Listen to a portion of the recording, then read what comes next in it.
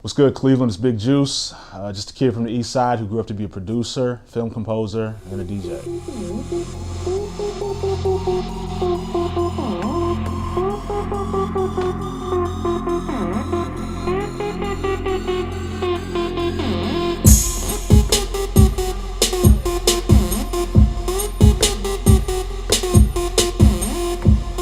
Well, when I was 4 years old, that's when I first got into music. My mom got me a violin. She says I chose to play the violin. I argue with her that she made me play the violin, but nevertheless, that's when I first really kind of got into music. Played all the way through, high school, Shaker Heights High School, through college, and that's kind of where I got my background with music. Didn't start really doing music production until sophomore year in high school. And it's really just been a learning process. What inspires me is, different styles of music. I think different experiences with people. I think, with what I do between composing and producing and doing DJ work, I think each of them kind of pull from a different area. For like me, when I'm scoring a film, it's more visual inspiration, seeing things, hearing people talk.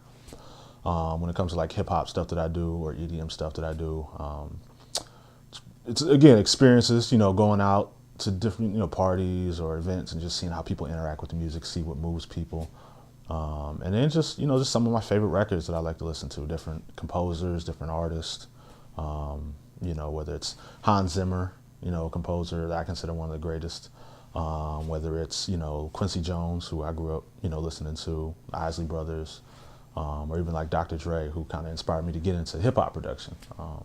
Yeah, it really, it's very eclectic, very wide range of inspiration. Last year I had the opportunity to do the fireworks soundtrack for New Year's Eve, which was the first time they did a New Year's celebration in, since like the mid-90s, I think it was.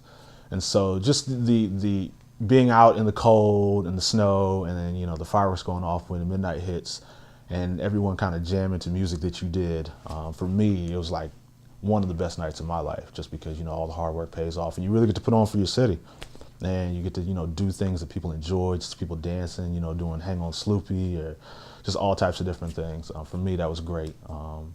As far as like the urban music and everything, working with Lecrae, the opportunity to be a part of a Grammy Award-winning album was just something I didn't see coming.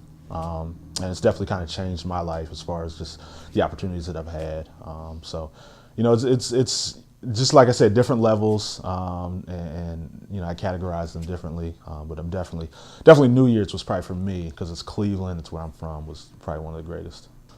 Oh, I love everything about Cleveland. Cleveland's booming right now. I think LeBron coming back was obviously a big deal, but I think Cleveland was headed in the right direction whether or not he came back. Not that I'm mad he came back, because Cavs games are enjoyable again. But I think Cleveland artistically is really like rich. I think, when I think about some of the photographers, I think of some of the musicians, I think about some of the fashion.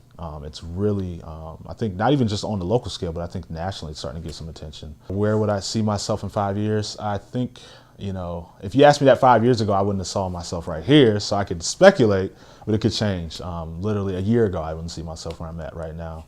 But I think, I really enjoy film scoring, composing, working with directors. That's really a passion that I have, because growing up playing in orchestras, I just have that love for strings.